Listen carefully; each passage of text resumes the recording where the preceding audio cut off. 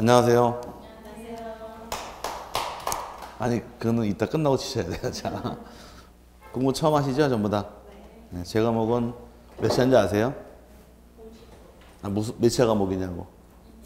네, 2차 과목입니다. 2차 과목이고, 부동산 공시법의 경우는 문제 출제가 24문제가 나옵니다. 한 과목이 40문제라고 배우셨죠? 듣기를.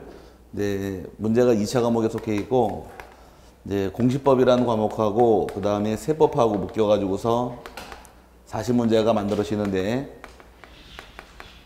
이 공시법에서 나오는 문제가 24문제가 출제가 되고 세법에서 16개가 나와서 합이 40개가 이제 한 과목으로 출제가 됩니다. 세법은 16문제인데 등기법, 지적법하고 공시법이 24개가 나와서 여기서 공부를 좀 잘 하셔야 돼요. 잘 하시는데, 공시법이란 것은 법의 구성이 두 개로 구성합니다. 저한테 배우는 법률이 하나가 지금 책 보니까 입문서 페이지가 133페이지가니까 제일 파란 여기 페이지 첫면에 나오기를 공간정보의 구축 및 관리에 관한 법률이 나와 있죠. 주로 공간정보법 말 쓰는데 이 법률 중에서 다 배우는 게 아니라 지적 파트만 배웁니다. 지적에 관한 부분만 따로 떼서 배우다 보니까 일부만 배우세요. 그래서 떼어서 공간정보법을 줄여서 그냥 우리가 지적법이라는 말 씁니다. 지적법에서 12문제가 출제가 되고 그 다음에 부동산 등기법이라는 법률을 통해서 또 출제 12문제가 출제가 되는데 공부하는 방향이자 내용이에요. 지적이란 것은 토지를 다루는 법이 지적인데 얘는 법률의 내용이 난이도가 많이 떨어집니다. 좀 쉬워요. 아마 배운 법 중에서 가장 쉽지 않을까 생각을 하는데 조금만 외우시면은 뭐 대부분 다 맞습니다. 여기선 공부하는 양도 상당히 적은 부분이고 등기법 같은 경우는 반대로 난이도가 좀 어렵고 양도 비교해서 좀 많아요. 그래서 아마 시험 볼 때까지 내년에 마지막 발목 잡고 늘어지는 과목이 등기법입니다. 등기법은 시험장 갈 때까지 어려워들 하시고 많이 골탕들을 많이 먹어요. 이 과목에서. 그래서 공부할 때는 양이 아마 등기법에 비하면 한 반도 안 됩니다. 지적법은. 근데 출제비로 여기서 많이 나오다 보니까 이쪽 위주로 먼저 공부를 하시고 등기법은 나중에 공부하시면 됩니다. 등기법은 아마 지적법 같은 경우는 2번만 수업 들으시고 나중에 조금만 공부 좀 하시면은 뭐 모의고사 볼 때 기출문제 풀어보더라도 대부분 10개 이상은 다 맞아요. 그만큼 내용이 좀 평이한 법률인 반면에 등기법은 공부가 좀 어려운 이유가 먼저 공부될 부분이 민법 공부가 먼저 돼 있으면은 이제 등기법이 수월해집니다. 등기법 공부하시려고 하면 민법을 먼저 공부하셔야 되고 민법을 공부한 다음에 후에 등기를 공부하는 것이 순서가 되어서 이제 민법 정리가 되기 전까지는 등기법은 눈에 안 들어옵니다. 등기법은 아무리 수업을 설명을 잘하고 내용을 설명했다 할지라도 돌아서게 되면은 이게 우리나라 말인가 싶을 정도로 상당히 좀 난해합니다. 그쪽은 잘 안 보이거든요. 아, 그게 있구나. 예. 그래서 제가 생각을 못했네요. 이쪽이 편해요. 어쨌든 간에. 시야 밖에 벗어나 있으면 딴짓하게 돼 있으니까 제일 좋은 명당 자리가 이 자리예요. 여기 있으면은 좋습니다. 대부분 여기 합격하신 자리입니다. 이쪽이. 그쪽은 별로 안 좋은 자리예요. 물이. 그러니까 알아서 때까지고. 어쨌든 공부할 때는 항상 순서가 지적법을 먼저 공부하신 다음에 등기를 나중에 공부하는 게 순서입니다. 그럼 지적법이라는 과목이 어떤 법이냐? 법의 색깔인데 지적이란 것은 부동산 그러면 부동산이 뭐를 부동산이라고 부를까요? 아니 우리가 물건이라는 걸 칭하게 되면 법에서 따지는 물건의 기준은 부동산이 있고 그 다음에 또 하나가 동산이라고 부르는 것이 있는데 동산은 뭐가 동산일까요? 동산이라고 칭하는 것은 굉장히 생각대로 말씀하세요. 동산이라고 부르는 것은 움직일 수 있는 거. 그럼 부동산은 움직일 수 없는 거. 그거는 초등학생들 비교 실력이고 동산은 좀 어려운데 동산은 부동산이 아닌 게 동산이에요. 동산이 뭐라고요? 그렇게 법에 나와요. 웃으라고 한 게 아니라 법에 규정하기를 동산은 부동산 이외의 것을 동산으로 한다고 규정을 합니다. 부동산이라는 것은 뭘 부동산이라고 부르느냐? 부동산은 토지하고 그의 정착물을 부동산이라고 부르고 이 부동산 이외의 것은 동산이라고 규정을 합니다. 부동산이 아닌 이외의 것은 뭐가 되고? 동산이고 부동산은 토지와 그 정착물로 배우는데 정착물을 다 배우는 것이 아니라 정착물 중에서 건물만 따로 떼서 배웁니다. 이제 토지와 건물에 대해서 부동산 다루는 법이 따로 존재하는데 이제 토지를 다루는 법률은 이제 제가 강의하는 지적법상에서 토지를 담당하게 되고 그다음에 건물을 다루는 것은 건축법이 담당을 합니다. 건축법에서 건물을 담당하는데 이 건축법의 경우는 저한테 배우는 것이 아니라 공법 시간에 배우다 보니까 따로따로 배웠어요. 법이 이원화가 되어 있어서. 그럼 지적이란 법률은 담당하는 것이 무엇에 대해서? 지적은 지금처럼 토지에 대해서 담당하는 법률이 지적이고 반대로 토지와 건물이 있게 되면 이 토지와 건물의 주인이 누구인가 다루는 것이 바로 등기입니다. 그럼 등기라는 것은 토지하고 건물을 둘 다 담당하고 이 두 가지 부동산에 대해서 권리관계를 알려주는 것이 등기의 기능이에요. 그럼 이제 아주 쉽게 얘기해서 혹시 지금 살고 계신 집이 자가예요? 전세예요? 지금 살고 계신 집이 사신 거예요? 전세 들어가신 거예요? 무조건 샀다 그래야죠. 여기서 누가 모르니까. 자, 샀죠? 어디 서울역 사세요? 왜 대답 안 하세요? 기분 나쁘게. 자, 지금 그 집 살 당시에 부동산 중개업소 가서 매매계약 체결할 때 제일 먼저 본 것은 집부터 본 다음에 마음에 드니까 사겠다고 의사표시하자마자 등기부를 펼쳐놓고선 이 집의 융자관계가 얼마가 있는지 따져보고서 계약할 때 그 등기부상 주인 보고 계약하지 않았나요? 그렇죠? 근데 누가 주인인가 따져볼 때 필요한 서류가 등기부라는 것이에요. 근데 우리나라는 토지와 건물이 하나가 아니라 별개로 따집니다. 토지 등기부랑 건물 등기부 따로 존재하는 거예요. 또 토지와 건물에 대해서 대장도 따로 존재합니다. 토지에 관한 대장은 지적법이 만들어 놓고 정리하게 되고 건물에 관한 대장은 건축법상에서 건축물 대장 만드는 다음에 관리하다 보니까 토지와 건물을 따로 다루고 있는데 부동산으로 토지 다루는 법은 어떤 법이고 지적법이고 토지와 건물의 주인이 누구인가 다루는 법이 바로 등기라는 겁니다. 이게 법의 일단 구성인데 토지와 건물에 대해서 이런 것들을 저한테 배우시는데 지적법에 어떤 내용이 있느냐 간단히 설명드리고 들어가도록 할게요. 토지란 것이 있게 되면 토지에 대해서 이 토지가 어디 위치하고 있는지 토지의 위치를 정해줘야 되고 그다음에 토지의 용도를 또 정해줄 것이며 토지의 크기 또는 그 토지의 형태 등을 확인할 수 있도록 관리하는 것이 지적이 담당하는 기능이 되는 겁니다. 토지가 어디 위치하고 있는지 알려주는 것은 통상적으로 토지의 소재하고 지번이라는 것으로서 토지를 알려주는 것이 위치를 알려주는 방법이에요. 내가 사는 집을 표시할 때 어떻게 표시하나요? 주소로 표시하지 않나요? 주소로? 조기 산다 그러지 않고 서울특별시 노원구 상계동 50번지입니다 표현할 때 서울특별시 노원구 상계동까지가 토지의 소재가 되는 것이고 지번은 내가 사는 주소할 때 번지예요. 옛날 말로는. 우리가 지금은 혹시 지번이라는 말 들어보신 적 있으세요? 지번? 그럼 번지라는 말은 들어본 적 있으세요? 그럼 지번과 번지는 같은 말일까 다른 말일까? 어떻게 알았어요? 같은 말인지? 아니요. 전 항상 물어볼 때 답을 칠판에 써놓고 물어봅니다. 예, 갖다가 써놓고 물어봤으니까. 지번은 서울에서 들었고요. 시골에서 살 때는 번지수라고. 아, 지번과 번지는 설명드릴게요, 이제. 예, 지번과 번지는 2013년까지는 같았어요. 지번 이꼬로 번지로 사용하고서 내가 가진 토지 지번이 50지번일 경우는 그 토지 사는 주소도 50번으로 같이 활용을 했습니다. 근데 2014년부터는 지번과 번지가 달라집니다. 달라지면서 2014년부터 따로 이제 별도로 정하는데 지번은 그대로 사용을 해요. 지번은 토지의 번호로 그대로 사용을 하고 그 다음에 번지라는 것은 요건 주소로 확인합니다. 지금부터는 그 주소 표기할 때는 이제 앞으로 2014년부터는 도로명 주소 사용하도록 이제 법이 제정이 된과 동시에 2014년까지는 지번이랑 번지가 같은 의미로 사용되다가 2014년부터는 지번은 토지의 번호가 지번이고 번지는 주소예요. 주소는 이제 무슨 동 몇 번지를 쓰는 게 아니라 지금은 무슨 노 몇 번지, 또 무슨 대로 몇 번지, 무슨 길 몇 번지를 말 사용하면서 주소 표기하도록 법이 제정이 되니까 따로따로 이원화로 관리합니다. 우리가 배우는 것은 이걸 배우는 게 아니라 이걸 배우는 거예요. 지번. 토지 번호로서 지번을 표시하게 될 것이고 그 다음에 용도라는 것은 토지 지목이 됩니다. 토지 어떤 사용 용도로 사용될 것이냐. 그래서 지목을 정해주고서 관리하게 되는데, 통상적으로 요즘에 김장철이죠? 김치 사 드세요? 지금 김장철 아니에요? 중개사 공부하면 가정을 포기하거든, 여자분들이 대부분 다. 네. 벌써 이제 공부 시작은 벌써 포기하신 거예요?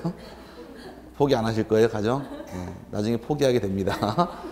이제 공부하다 보게 되면 가정을 포기해야지만 자격증을 땁니다. 생각보다 이 중개사 과목이 좀 어려워요, 공부가. 처음에 이제 오시기 전까지는 주변 중개업소가 굉장히 많이 있죠. 볼 때 어떤 느낌이 드셨어요? 참 저기 또 생겼네, 중개업소. 뭐 상가 1층은 다 중개업소 깔고 앉아 있다라고 말씀들 많이 하시는데, 그 중개업소 그 중개업자 사장님이죠. 볼 때 어떤 느낌 드셨나요? 그냥 복덕방 사장 이렇게 지나갔는데, 여기 공부를 하시면은 그분들이 얼마나 위대한가를 느끼시게 됩니다. 이 중개사 과목이 만만치가 않아요. 그래서 공부를 제가 강의를 해본 경험으로는 정상적인 사람이면은 2년만 하면 다 땁니다. 이 공부는 2년만 하면 다 따는데, 이제 그거를 1년 내 줄이려고 학원에 오신 것이고, 1년 내 줄이려고 그러면 조금의 노력이 좀 필요합니다. 1년 넘어가려고 그러면. 네, 그렇지 않고 이제 공부 안 하고, 가정을 포기 안 하고, 할 거 다 하고, 친구 다 만나고, 따라다니다 보면은 1년 할 게 2년 하게 돼 있어요. 공부량이 의외로 많기 때문에. 지금 가지고 계신 책 두께가 어때요? 그냥 그렇죠. 이거보다 훨씬 두꺼운 책으로 해서 6과목, 책 6권입니다. 독파를 다 해야 돼요. 내가 그 한 번 듣고 가는 게 아니라, 중개사 공부하신 분들 대부분이 30대, 40대가 많거든요. 연령층이. 그러다 보니까 내 머리가 옛날처럼 팽팽 돌아가질 않아요. 혹시 계신 분 중에서 내 IQ가 100이 넘을 것 같다고 생각하시는 분? 난 IQ 100이 넘을 것 같다. 어서 나오는 자신감이에요, 그거는. 자, 학교 다닐 때, 초등학교, 중학교 다닐 때, 고등학교 다닐 때 IQ 테스트 하면은 뭐 140, 150 나왔다 할지라도 그동안 머리 쓰셨어요? 거의 안 썼잖아요. 가정생활하면 단순 노동에만 집중을 했지 머리 쓰질 않았으니까, 기계도 안 쓰면 녹이 슬고 망가지는데 머리라고 망가지지 않을까요? 그러니까 말이 태화가 되기 때문에 머리를 공부하는 시기는 지났습니다. 그러니까 머리를 공부하는 건 안 외워지니까 머리를 믿지 마세요. 근데 노는 거짓말을 안 해요. 내가 본 거는 기억해요. 그래서 중개사 공부는 한 번 듣고 외워서 공부하시는 게 잘하는 게 아니라, 많이 보신 분위기입니다, 책을. 보다 보면은 어디 뭐가 있는지 다 알게 돼요. 이러면서 외워지는 게 공부인 거지, 그걸 머리에 책 써놓고 암기 펴만들어 신나게 외워봐야 외워지는 시기 지났으니까, 그걸 책에서 봤는지 안 봤는지 그거로 문제 푸는 거예요. 이쪽에서 혹시 2001 아울렛 어디 있나요? 저쪽에 가면 있죠? 중계 근린공원은 어디 있어요? 저쪽에 있고, 거기 수영장이 있던가요? 수영장이 있어요? 공원 안에? 아닌가? 여기 동부가서 놀아달라고 그러면 어디로 가야 돼요? 저기로 가야 되죠? 롯데백화점 어디 있고? 저기 있고. 어떻게 그걸 다 외웠어? 그렇게 외우는 거예요. 그게 공부하는 요령입니다. 그러니까 책을 한 권 외우려고 외우는 게 잘하는 게 아니고, 자주자주 보다 보면 그게 눈에 쓱 들어와요, 어느 순간에.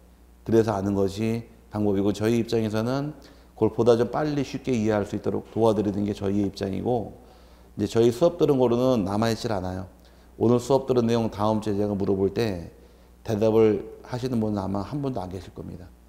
공부를 하시면서 나에 대해서 알기 시작을 해요, 이제. 공부를 하다 보면은 분명히 내가 줄을 쳐놓은 게 있어요. 근데 일주일 지나서 책 들춰보면은, 내 책 누가 줄 쳐놨지? 줄 친 기억도 없고, 문제 써놓은 게 옆에 뭐 토시 달아놓은 게 있는데 내 글씨 맞지만 써놓은 기억도 없어요. 그런 현상이 벌어지기 때문에 이게 만만한 공부가 아닙니다. 그래서 좀 어려우니까 내 주변 정리 좀 하셔야 돼요. 그래야지 공부할 여력이 생기는 거지. 이제 할 거 다 하고 놀 거 다 놀고 만날 사람 다 만나면은 책 볼 여력이 없잖아요. 내게 안 되니까 가능한 조금은 좀 주변 정리 하셔야 됩니다. 근데 그걸 느끼실 때가 올 거예요, 아마. 그 느끼는 시기가 아마 한 3월 달쯤 되면은, 지금 이제 입문으로 용어 정리해드리고 1월 달 책 가지고 수업 듣고 3월 달쯤 가서 또 물어보면은 입이 나오느냐, 세 번째 들어가는데 안 나와요. 뭔 말인지 몰라요, 그때도. 한 제가 볼 때는 한 5월 달쯤 가야지 이제 그때 대화가 되기 시작을 합니다. 네 번째 들을 때. 그러니까 중개사 공부는 얼마큼 반복을 많이 하느냐. 그게 자격증을 따고 못 따고의 차이점이에요. 그러니까 나이가 이 젊은 사람들은 뭐 아무래도 좀 빠르길 것이고 연세가 좀 드신 분들은 아무래도 좀 느릴 텐데 60, 70 드신 분들도 합격을 합니다. 그분들 합격하는 이유는 그만큼 시간 투자를 많이 했으니까. 그래서 공부는 나이 많다고 불리하고 젊다고 위례하고 그런 차이는 조금 있겠지만 공부는 하기 나름인 거지 꼭 어리다고 해서 합격하고 나이 많다고 떨어지는 건 아니니까 조금만 노력만 들어가시면 돼요. 어쨌든 간에 토지는 이제 다시 돌아와서 김장철이죠? 네. 그럼 김장할 때 배추 어디다 심어요? 땅인데 그 땅은 밭이죠? 밭은 다른 말로 전이란 말 씁니다. 그럼 벼 심는 곳은 논, 밥 이런 식으로 해서 밭은 전으로 그 다음에 논은 답으로 물 흘러가는 길은 하천 이런 식으로 토지 용도를 다 정해놨어요. 그 용도를 다름으로 토지의 지목이라고 부르는 겁니다. 오늘도 내용을 좀 배울 것이고 토지의 크기를 확인하는 것은 토지 면적으로서 확인하는 것이 내용이 될 것이며 토지 형태를 확인하는 것은 토지의 경계하고 좌표로서 확인하게 됩니다. 이제 여러분이 배우실 것은 이제 지적법의 기본적인 틀이자 처음부터 마지막까지가 이거예요. 소재, 지번, 지목, 면적, 경계, 좌표 이 6가지를 어떻게 정하는가 정하는 방법을 배우시게 되고 이 정하는 방법에서 문제 출제가 올해 27회 문제에서 5문제 출제합니다. 여기서만 안 놀래네요. 요 5문제 나왔는데 여기는 강의 분량으로 3시간 분량이에요. 3시간 분량 들은 걸로 5문제를 맞추셔야 되고 정한 내용을 이제 장부에 등록을 해줘야 돼요. 등록하는 장부를 뭐라고 부르느냐? 등록하는 장부를 지적공부라고 부릅니다. 그럼 지적공부라는 장부는 말뜻이 지적법에 해당하는 공적인 장부를 지적공부라고 부르는데 대표적인 내장이 있다 다시 설명드리겠지만 뭐 토지대장이나 임야대장 등이 등록하는 걸 얘기를 하는 거예요. 등록할 때 등록하는 사항이 어디에 이게 나옵니까? 물어보는 게 3문제가 나옵니다. 3문제가. 그럼 여기까지 더하면 몇 문제예요? 8문제죠? 여기까지 강의 분량이 4시간 분량이에요. 그럼 4시간 수업 든 걸로 지적법은 12문제 중에 8개가 다 몰려 있으니까 여기만 잡으시면 10문제 맞춘단 말이 나오는 거예요. 공부량이 굉장히 적어요. 그러니까 나중에 이 부분만 하십시오 라고 말씀드린 부분만 거기만 파시면 돼요. 딴 거 보지 마시고. 그럼 딴 거 열심히 보세요. 그럼 마음대로 하세요. 한번 해보겠다는 거야 지금 진짜로. 자, 그래서 이거 나옵니다. 나오는 부분이 이 부분이니까 여기 봐놓고 넘어가십시오 라고서 나중에 별표하십시오 라고서 해드린 부분이 있을 겁니다. 그 부분 위주로 공부하시면은 따로 공부를 안 하셔도 돼요. 그것만 딱딱 하시면 돼요.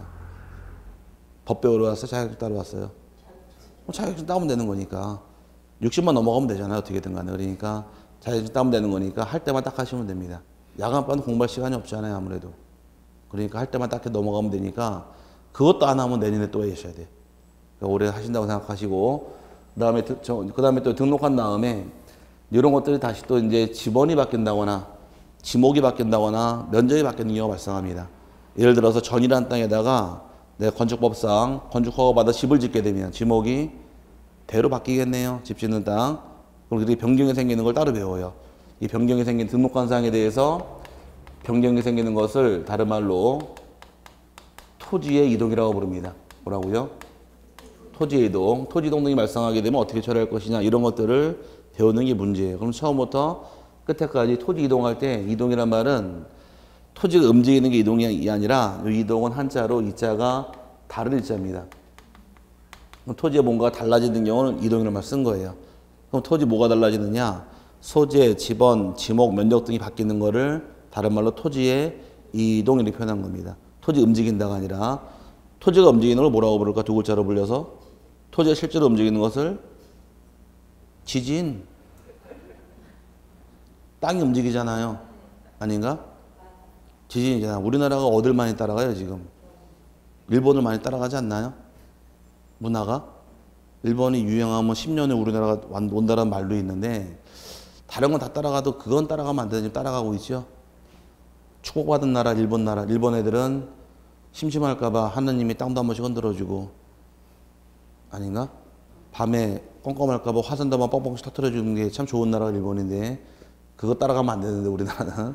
한번 흔들려가지고 난리 난 적이 있었는데, 어쨌든 이제 그만 났으면 좋겠어요. 그거는 일본에서 일어날 것이고, 어쨌든 그 지진이라는 건 토지가 움직이는 거고, 토지의 소재나 지번, 지목, 면적 등이 바뀌는 거를 토지의 이동이라고 부르는 거. 이따 다시 배울 거니까.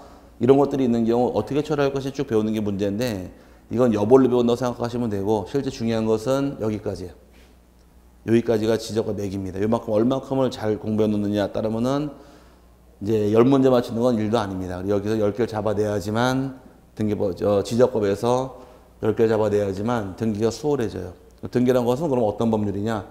토지는 지금처럼 지적법이란 것은 토지에 대해서 일정한 사항을 정해주고 등록을 한 다음에 관리하겠다는 건 지적의 정의인데, 반대로 등기라는 것은 토지와 건물이 있게 되면 이 토지와 건물의 주인이 누구인가, 토지와 건물의 권리관계를 따지는 법률이 바로 이 등기법의 기준이에요. 그래서 아까 누가 주인인가 어디를 열어봐요? 누가 주인인가 궁금하게 되면 열어보는 장부. 등기부. 그럼 등기부 열어보는 이유는 그 부동산의 권리자가 누구인가 권리관계 확인하기 위해서 도는 장부가 바로 토지와 건물 등기부가 되는 겁니다. 그럼 토지의 주인이 누구인가 궁금하더라. 어디 열어보시고? 토지 등기부 열어보는 것이고, 건물 부동산의 건물에 대해서 주인이 궁금하게 되면 건물 등기부 열어서 확인하시면 누가 주인인가 확인할 수가 있는 것들이에요. 그럼 등기라는 것은 배우는 내용이 어떤 걸 배우시느냐, 이 집에 대해서 예를 들어서 갑하고 을하고 둘이서 매매 계약을 체결한 다음에 이제 을이 집을 샀습니다. 을이 매 수인이 되겠죠. 그럼 매매 계약을 체결한 다음에 매수인이 소유권을 취득하는 시기가 언제일까요? 매매계약을 체결하게 되면 소유권 취득하는 시기가 매매계약 체결하면 취득할까? 아니면 잔금을 지불하면 취득할까? 안 속네요. 어떻게 알았어요, 그거? 어제 배웠어요? 환장하겠다, 자. 등기가 취득합니다. 그럼 매수인이 어떤 등기 할까? 소유권 이전 등기를 해야지만 비로소 을이 소유권을 취득하는 겁니다. 그럼 이 등기법이라는 것은 민법이랑 비교했을 때 아까 제가 이쪽에서 등기법, 민법을 먼저 공부를 하시고 난 다음에 등기가 공부가 됩니다. 설명을 드렸어요. 그럼 등기법의 내용은 매매계약을 체결해서 매수인이 소유권을 취득하는 시기는 이전 등기를 해야 하면 소유권을 취득합니다. 라고서 여기까지 배우는 게 여기까지가 민법상 개념이에요. 여기까지는. 그럼 민법에서는 매매계약을 통해 부동산 취득한 자는 등기하면 취득한다라고 법에 규정되어 있는데, 민법에는 등기하는 절차가 나와 있질 않아요. 민법은 등기만 하라고 나와 있지 등기를 어디 가서 하는지, 아니면 등기를 또 어떻게 신청하는지, 누가 신청하는지, 어떤 서류 가져가는지에 대해서 언급한 조문이 없습니다. 또 등기하는 방법을 알려줘야 될 거 아니에요. 그래서 나오게 된 것이 바로 부동산 등기법이에요. 그 등기하는 방법을 배우는 게 이제 사실 공부가 되는 겁니다. 그럼 먼저 배우는 것은 여기서 민법상에서 등기해라, 등기할 필요 없다는 내용을 배우고, 또 등기할 것들은 어떻게 등기합니까? 라고 배우는 게 여기서 배우는 것들이에요. 그럼 만약에 부동산 매매 계약을 체결하게 되면 등기 신청을 갑 둘이 가야 될까? 혼자 갈까? 둘이 가는 겁니다. 아시겠죠? 그럼 등기 신청을 그럼 이전 등기할 때 누가 신청합니까? 신청할 사람이 누구냐고 물어보는 게 첫 번째 문제고, 그다음에 등기를 그러면 어디다 신청하나요? 동사무소, 구청.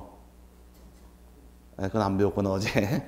등기 신청은 구청에 가는 게 아니고 동사무소도 아니고 등기소입니다.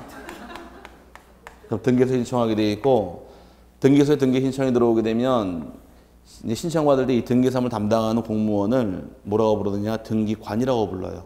뭐라고요? 등기관. 등기관이라는 사람이 이제 등기소에 근무하고 있는데, 등기소 있는 공무원을 다 등기관이라고 부르는 게 아니라 등기소 공무원 중에서 등기사무 담당하는 공무원을 따로 지칭해서 등기관이라고 부릅니다. 명칭이. 등기소에 있다고 다 등기관은 아니라는 것이에요.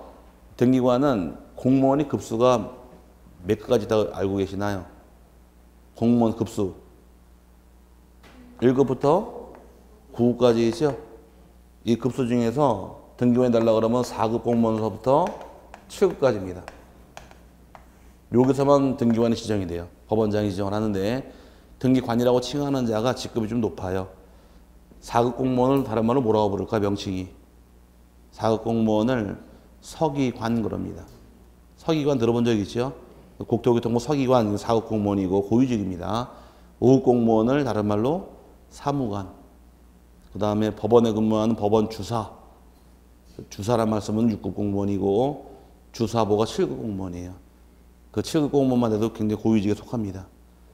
이제 행정고시 패스하니까 급수 주는 게 5급을 줘요. 사무관을 주는데 고시 패스하면.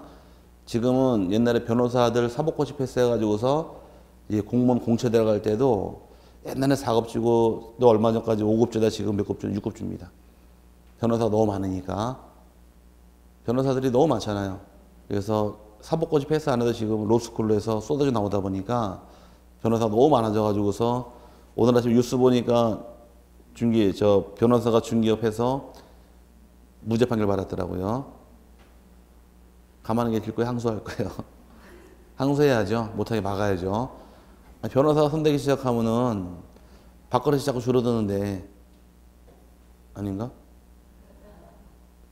아니 누굴 믿으셔? 이 중기업 공부한다고 생각하지 마시고 한 번은 변호사, 한 번은 중기업자가 있습니다. 어디 가서 계약서 쓸래요? 아무래도 이게 문제란 거예요. 아무래도 더 믿을 수 있다는 생각하에 그게 문제가 생기니까 이제 협회에서 막으려고 덤비고 있고, 근데 판결이 무죄 판결 나와가지고서 좀 심각해졌는데 아마 항소하겠죠. 검사 쪽에 항소할 열을 잡고 있다고 했으니까 좀 기다려 보자고요. 아직도 확정된 건 아니니까 아직 선고만 나왔지. 어쨌든 간에 공무원은 요 4급부터 7급까지만 지정되는 것이고 이 이상이나 요 초과 안 나온 미만은 등기관이 안 됩니다. 높은 직급이에다 등기소에 등기관들이 등기를 받아서 신청 들어온 내용을 처리해 줍니다. 그럼 등기를 서류 가지고 들어올 때 그럼 어떤 서류 가지고 신청을 합니까? 구두로 신청하는 건 아니니까 한번 따져나 보자고. 상식적으로 만약에 여러분 집을 사거나 집을 팔았다고 가정할 경우에 집을 사고 파는 경우 등기 신청하러 간다. 그럼 제일 먼저 뭘 가지고 갈까 한번 따져보자고. 생각나는 말씀해 보세요. 등기 권리증. 예, 등기 권리증이라는 말 쓰는데 이 등기 권리증이란 말은 정확한 말은 아니에요. 등기 권리증이라는 말 쓰지 않고 이 등기 권리증이라는 말 쓰게 된 것은 원래 등기 필증이 정확한 말이에요. 등기 필증인데 지금은 이제 원래는 등기 필증이라는 말 사용을 하다가 이제 2006년서부터 다시 용어를 바꿔서 등기 필 정보라고 부릅니다. 이제는 이게 지금 말입니다. 이 말은 지금 쓰질 않아요. 등기 권리증이라는 말을 쓰게 된 계기가 있는데 원래 정확한 명칭은 옛날에 등기 필증이 정확한 명칭이에요. 등기 필증이라면 정확한 명칭이 있었는데 이 등기 필증은 옛날에 혹시 집에 가지고 계신가요? 문서화로? 다 자기 집 사신다며. 아까 장롱 서랍에 등기 권리증 다 집이 서랍에 있죠? 장롱 서랍에. 왜 거기다 넣어놨어요? 근데 왜 거기다 여러분 건데 거기 넣어놨냐고. 장롱 서랍에 넣어놓은 이유는 중요하니까. 아닌가? 맞죠? 중요한데 왜 제가 아는데 숨겨놨어요? 중요하면 모르는 데 숨겨놔야지. 아닌가? 제 말이 틀렸나? 맞죠? 등기 권리증이 중요하면은 저도 모르는 데 숨겨놔야지 왜 제 아는 데 숨겨놓고 중요하다고 말씀하시면 어떡해. 진짜 중요한 거면 남들이 모르는 데 숨겨놔야지. 그 등기 권리증을 장롱에 숨겨놓은 이유는 중요해서 숨겨놓은 것이 아니라 여러분의 부모님이 그렇게 했으니까 보고 배운 거예요. 어릴 때 우리 엄마가 권리증은 장롱 서랍에 넣어놓았지란 이 각인됐기 때문에. 아닌가요? 보고 배운 게 그거네. 글로 갈 수밖에 없는 거. 각인됐기 때문에 그런 거예요. 근데 권리증, 이제 옛날에 권리증이라는 말 썼는데 요거는 원래 등기 필증이 정확한 명칭인데 근데 법무사들이 표지를 만들어줘요. 그 표지 법무사가 만들어준 거예요. 등기소가 만들어준 게 아니라. 옛날 등기 필증은 지금은 등기부 정보라는 게 나오니까 이제 지금 관계가 없지만 둘이 매매계약서 작성했나요? 둘이서 매매계약서 체결했으면 매매계약서 작성했겠죠? 네. 근데 이 대화가 돼야 돼. 그래야지 졸음이 안 오고 뭐가 이해가 되지. 그냥 꽂아놓은 보루자루처럼 앉아가지고서 그거 이렇게 쓰면은 이 대화가 안 돼요. 그러니까 끄떡끄떡하라 갸우뚱을 하든 간에 해야지 어떤 알아듣는지 모르는지 대화가 되지. 아시겠죠? 네. 보기보다 성질이 별로 안 좋아요. 말 안 하면 저도 말 안 해. 수화로 강의라니까. 참고 좀 하시고. 그럼 둘이 매매계약서 작성했겠네요. 그럼 옛날 등기 권리증은 매매계약서에다 주먹 한번 줘보세요. 인상은 쓰지 마시고 주먹만 주세요. 그냥 이 주먹만한 도장을 꽝 찍어줘요. 매매계약서에 그 도장 이름이 등기필 써 있어요. 거기. 그 매매계약서 내용대로 등기 끝났다고 돌려주는 거예요. 그게 등기 권리증이 된 거예요. 원래 매매계약서에다 도장만 찍어주게 돼 있는데 법무사가 수수료 받았잖아요. 그럼 좀 예쁘게 해줘야지. 그 표지를 만들어서 주는데 그때 그 앞에다 등기 권리증이라 써놓은 것뿐이에요. 그래서 그걸로 잘못 알고 있는 건데 원래 등기 필지 정확한 명칭인데 지금은 인터넷 등기 신청하다 보니까 서류를 내질 않거든요. 계약서를 내질 않으니까 서류를 주는 게 아니라 등기 끝났다고 등기별 정보라고 한 장을 줍니다. 등기소에서. 근데 그걸로 권리증을 가름하는 거예요. 그래서 지금은 이제 이런 말 안 쓰고 뭐라고 부르더라? 등기필 정보라고 부릅니다. 앞으로는. 그럼 이걸 낼 것이다. 또 내야 될 것 어떤 게 있을까 한번 생각해 보자고요. 또 내야 될 거. 크게. 예? 네, 주민등록? 네, 등본은 내야 돼요. 어휴. 법무사세요? 아니죠? 자, 주민등록 등본은 내더라. 등본이나 또는 초본을 낼 것이고 또 내야 될 거. 매매계약서. 네. 또 어떤 거 내야 될까? 한번 생각해 보세요. 또. 오케이, 인감증명서. 반짝반짝 빛났어요. 자, 또 뭘 낼까요? 대장. 등등 이런 것들 내는 거예요. 이런 것들을 가지고 가는데 배우는 것은 이런 서류, 등기필 정보, 주민등록 등초본, 매매계약서, 인감, 대장 이걸 언제 냅니까? 이걸 배우는 거예요. 무조건 다 내는 게 아니니까 내는 경우도 있고 내지 않는 경우도 있으니까 내고 안 내고 다 가릴 줄 아셔야 돼요. 등기할 때마다. 그거를 다 배운 등기법이에요. 그 다음에 이런 내용 들어왔으면은 등기관이 등기를 접수받게 됩니다. 등기를 받아서 이 등기를 실행을 하느냐 아니면 실행하지 않느냐. 실행하지 않는 것을 다른 말로 뭐라고 부르느냐. 각하라고 부릅니다. 뭐라고요? 이제 앞으로 각하라만 많이 쓰는데 각하란 것이 한자로 각하를 이렇게 써요. 대통령 각하가 아니라 각하가 각자 떨어뜨릴 각자예요.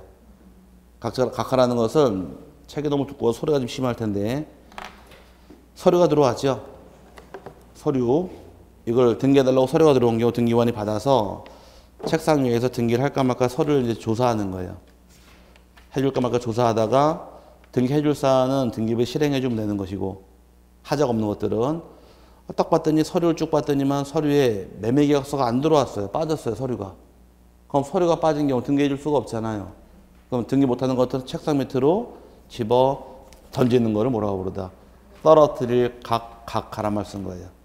그럼 등기하는 건 등기부에 실행해 주겠지만 등기 못하는 것도 어떻게 하더라. 정말 등기 책상 밑으로 집어 던지는 걸 뭐라고 부르나. 도구자로 줄여서 각하란 말 쓰는 겁니다. 각하는 등기 실행하지 않는 처분을 각하란 말 쓰는 거예요. 그래서 앞으로 등기 신청 들어온 경우 각하한다란 말은 등기를 해주지 않는 것들이. 그래서 아마 들어본 말이죠. 각자란 말이 이때 많이 들어갑니다. 항소했던 항소를 기각하더라. 기각 들어봤어요? 그리고 기소를 안 하고 집어 던지는 거. 책상 밑으로 안 받아주는 겁니다. 그걸 각자 그 뜻이에요. 각자가 바로 떨어뜨릴 각자에서 책상 밑으로 집어 던지는 걸 뭐라고 부른다. 각하 그럽니다. 그럼 등기를 실행할 사유는 실행해 주겠네요. 그럼 등기부에 기록을 할 것이고 기록하면 등기 끝났다고 나오는 것이 등기 권리증, 지금 말로 뭐라고 부르다. 등기필 정보가 나오는 겁니다. 그럼 등기필 정보가 나오면서 등기가 다 끝날 때 이 과정을 배우는 거예요. 이해 가졌어요? 그럼 등기 신청을 할 때는 누가 신청합니까? 신청할 자격이 있을 겁니다. 누구나 다 등기하는 건 아니에요. 등기할 수 자격이 있는 사람이 있고 없는 사람도 있게 됩니다. 살아있는 사람은 등기할 수는 있어요. 우리들은 다. 사람은 다 등기할 자격이 있어요. 근데 뱃속에 있는 아기가 있죠? 내뱉 보지 말고 그냥 얘기를 하자고. 자, 뱃속에 가진 아기를 태아란 말 쓰잖아요. 태아는 등기할 자격이 없어요. 이런 걸 배우는 거예요. 그럼 등기할 수 있는 사람들이 못하는 것들이 누구 있습니까? 그 자격을 배우는 게 또 공부가 될 것이고 등기소가 어디까지 이제 등기관은 또 누구인가 이걸 또 배웁니다. 그 다음에 또 필요한 서류, 등기필 정보, 주민등록 등초본, 매매계약서, 인감 이런 것들은 언제 냅니까? 내는 때 시기를 배워요. 내는 시기를 요걸 다 하나하나 공부를 다 하셔야 돼. 그 다음에 접수받고 처리하는 과정은 따로 배울 것이고, 그럼 등기는 지금은 어떤 등기한다고 떠들었었느냐. 매매계약을 체결한 다음에 소유권 이전 등기를 하게 되어 있는데, 문제는 등기가 굉장히 많아요. 매매계약을 통해서 집을 사더라. 소유권 이전 등기하는데 이 이전 등기도 종류가 한두 개가 아닙니다. 상속받았대요. 아버님이 돌아가셔서 내가 상속을 받은 경우도 내 명의로 소유권 이전 등기 오는 거예요. 경매로 취득하는 경우도 소유권 이전 등기하는 것이고, 유증받은 경우도 소유권 이전 등기하는 것이고, 수용하는 경우도 소유권 이전 등기하더라. 굉장히 많습니다. 그걸 다 배워야 돼요.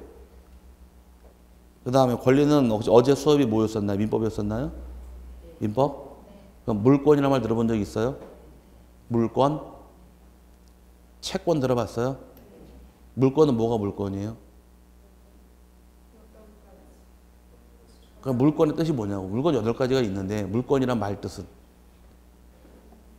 어렵게 하지 마시고 법률행위를 할 수 있는 주체가 인이에요.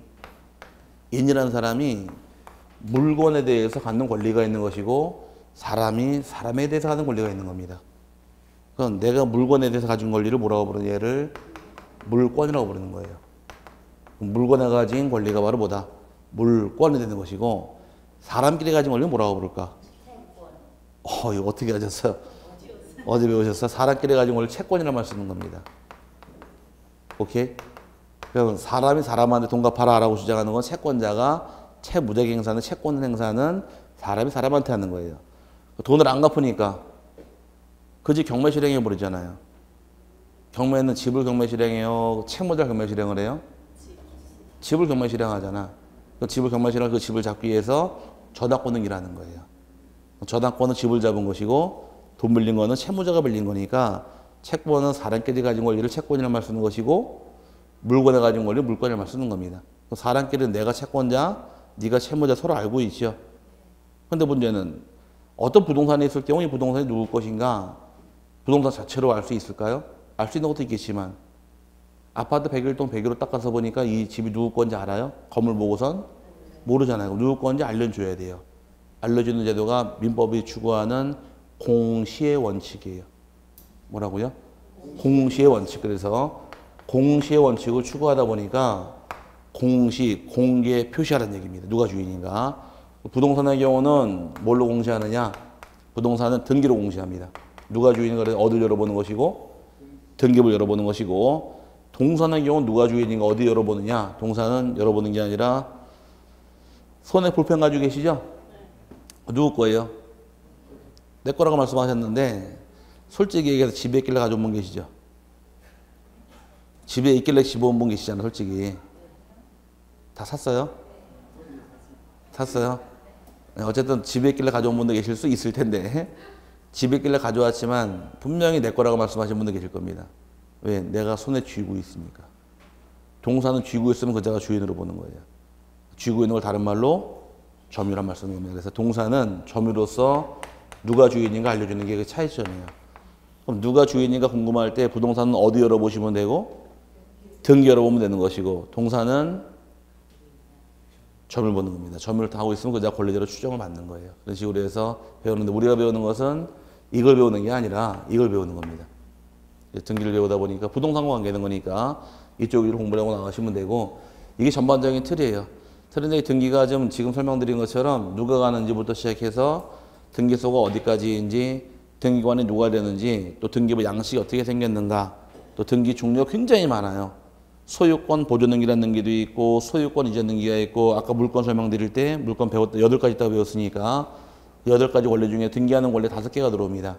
소유권 등기할 수 있고 지상권 등기할 수 있고 지역권 등기할 수 있고 전세권, 저당권 등기할 수 있고 이 권리들 어떻게 등기하느냐 그걸 하나하나 다 배우셔야 돼요.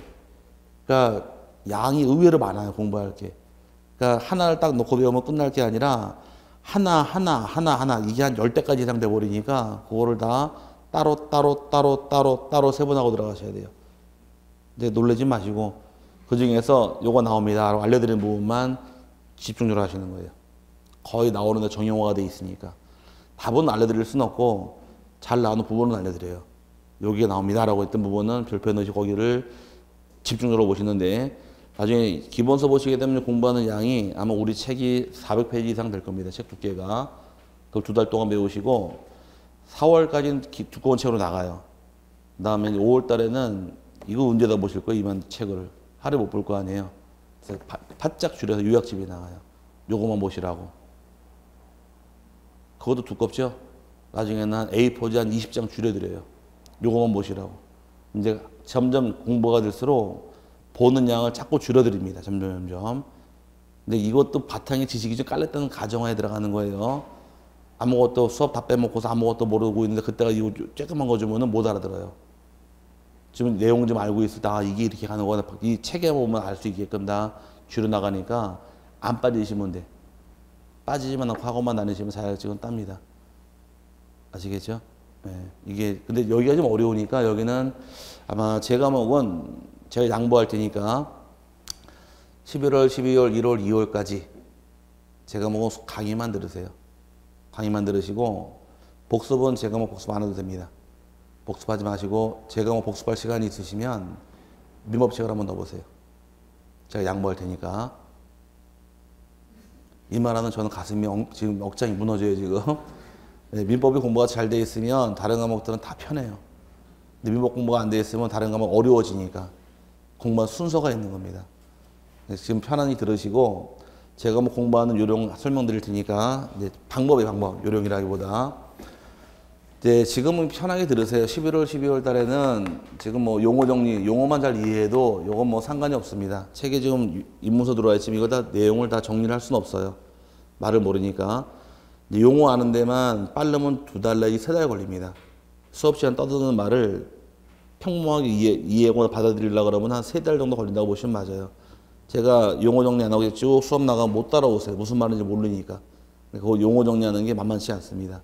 근데 법률 지금 배우는 게 지금 1차 과목 학개론하고 민법이 있고 2차 과목이 3과목이지만 6일 공부하잖아요. 과목은 6과목이거든요. 6과목 중에서 5개가 법이에요. 학개론 하나 빼고. 근데 법을 배울 때는 법에 그 용어 정리만 돼 있으면 법은 30% 먹고 들어갑니다. 용어만 잘 정리돼 있어도 그거가 말을 풀고 들어가서 답이 풀려요. 법은 논리예요, 논리. 법은 논리이기 때문에 딱딱 맞아 떨어집니다. 그러니까 외워서 가는 게 아니라 풀고 이해하시는 게 법이에요. 이런 상황이 발생한 경우 어떻게 될 것이냐. 그걸 공부하는 게 방법인 건데 외우시면은 이게 답이 안 나와요. 제가 공부할 때 지금도 제가 참 내가 놀란 게 한 번 있습니다. 학원 강의하다가 저도 이렇게 주입식 여기에 수업을 들은 사람 중에 한 명인데 우리가 옛날에 초등학교, 중학교, 고등학교 다닐 당시에는 대학 입시를 위해서 무조건 주입식으로 이건 외우라. 나온다. 외워라. 이렇게 막 강의를 했어요. 이건 이거다라고 딱 이렇게 가르치고서 끝나고 더 이상 가르치질 않았는데 근데 문제는 결론만 배웠지 배우는 과정 이걸 안 배웠어요. 이거만 했으면 답은 자동으로 나오는데 제가 대학원을 딱 갔더니 교수님 하시는 말씀이 딱 그러더라고요. 딱 앉아있으니 처음에 딱 오시더니만은 자기 소개를 하래요. 한 10명 앉아있는데 소개하더니만은 갑자기 한마디 하시는 게 칠판에다가 써놓고 서울은 과밀한가라고 딱 퀘스천 뽑시더라고요. 서울이 과밀한가요? 물어봤어요. 똑같이 한번 흉내 한번 내볼게요.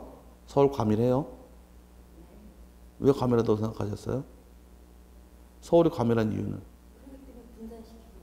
왜 과밀하냐 그러니까. 과밀한 이유가 있을 거 아니에요. 분산하다는 얘기는 과밀한 이유가 있기 때문에 분산할 거 아니에요. 집값이 비싸서? 예. 그 집값이 서울이 왜 비싸요? 딴 지역에 비해서 그곳이 서울에 있지 않습니까? 왜 서울에 다 있어요? 대전은 없나요? 그래서 옮겨 못하는 그러니까 왜 서울에 다 있어야 돼요 그게? 대통령 장관 거기 살아서 이런 식으로 해서 1시간만 수업하시더라고. 돌아가면서 왜 다. 그런데 1시간만 또 수업 딱 끝나더니만은 이제 자 오늘 강의 마칩니다. 딱 나가시는 거예요. 결론이 뭡니까? 그게 다 결론입니다. 답은 하나가 아니란 거예요. 어떤 주제가 주어진 경우에 생각이나 차원이 다 틀린데 주입식으로 이거는 이거다. 이거 외우는 거는 아니란 얘기죠. 근데 공부는 내 맞게끔 내가 찾아가는 거예요. 어떤 사람이 하나 가지고 외우라. 외우는 것도 한계가 있는 거지. 이 두꺼운 책 6권 어떻게 다 외우시려고. 그러니까 그건 내가 공부하면 요령을 내가 찾는 거예요. 내 방식대로. 수업 들은 건 하나의 가는 길을 알려드린 것 뿐이고 그 바탕을 통해서 조금씩 이해하시고 여러분이 조금만 찾아가시면 되는 거예요. 항상 이게 왜 필요한가 정도만 파악하시면 결론은 바로 나오는데 공부 수업하는 방식들이 대부분 다 결론부터 외우려고 그래요. 그래서 결론부터 외우는 건 나중이고 외우는 자동으로 외워집니다. 아까처럼 롯데백화점 여기 있고 아울렛 저기 이게 다 외워지는 이유가 결국은 공부하다가 자꾸 다니다 보니까 외워지듯이 하다 보면 다 외워지는 거예요. 그게 시간이 있고 그 시기가 또 있으니까 편히 들으시고 이때는 용어만 정리한다는 생각으로 공부하시고 들어도 결국 남아있질 않아요. 아무리 외운다 그래도 외워지지도 않고. 그 다음에 1월달, 2월달 요건 2017년 되겠죠. 1월, 2월달에는 교재 줄만 치세요. 전 줄만 치라고 할 거예요. 계속 줄만 열심히 치는 겁니다. 1월, 2월달에는. 그럼 3월달, 4월달 가서는 줄 다 쳐놨죠? 중요한 것들은. 줄 또 칠 거예요? 줄 자꾸 치면은 책이 음악책이 돼버려. 줄 자꾸 늘어나니까. 줄이 5개가 되면 무슨 책이에요? 줄이 5개가 되면 음악 공책 돼버리니까 줄 적당히 치시고 이제 그 다음에 줄 3, 4월 달에는 제가 쓰는 게 있어요. 뭐 원하는 분들이 이제 쓸 때는 제가 쓴 내용을 똑같이 공부에 노트를 하세요. 공책에다가. 그러면은 공책 노트 하시면 그 한 권이 쭉 그거만 넘겨보시면 돼요. 거기 다 있으니까. 필요한 건 다 빼버리고 그거만 줄 쳐놓은 거 싹 뽑아놓은 거니 그거 책 한번 썼다고 보시면 되는 겁니다. 그주그주 써서. 그 다음에 요거랑 나중에 이제 5, 6월달 수업 나갈 때 유학집이랑 비교를 해보는 거예요. 비교해서 같이 요걸로 공부하는 겁니다. 여기 양이 주는 공부의 양이. 그러니까 두꺼운 책이죠. 책을 점점 줄이는 겁니다. 그 다음에 7월, 8월 달에는 문제풀이 들어가요. 지금까지 배운 내용 가지고 기출문제랑 예상문제 풀어서 이렇게 문제 나올 것이다. 풀어서 내용을 정리하고 9월 달에는 똑같이 시험을 봅니다. 시험 보고서 10월 달에는 원하는 분만 나올 것이다. 이제 특강 들어가서 마지막 중요 이론하고 그 다음에 문제, 예상 문제에서 문제까지 특강 들어가면 이제 공부가 끝나는 게 이게 시기인데 여러분 여기 와 있는 거예요. 이제 공부할 때는 법률 용어, 이제 법률 배운다는 생각을 하시는데 이렇게 이해하시면 편할 겁니다, 아마. 이제 한두 달, 세 달, 네 달 수업 들어도 나에 대해서, 스스로에 대해서 굉장히 좀 자학을 많이 하세요. 내가 이렇게밖에 안 되나? 나 될 거 하는데, 나는 좀 특별할 줄 알았는데, 천만에 그거 아니고, 시기가 있기 때문에 그래요. 영어 배울 때 제일 먼저 배운 게 뭐예요? 학교 다닐 때. 영어 배울 때 제일 먼저 배우신 거. 알파벳 배웠죠? 그 다음 배운 거는 단어 배웠고, 알파벳이 조합돼서 만든 단어를 배웠고, 그 다음 배운 것은 수거, 단어끼리 모여서 수거가 만들어지고 그다음 문장 만들어지잖아요.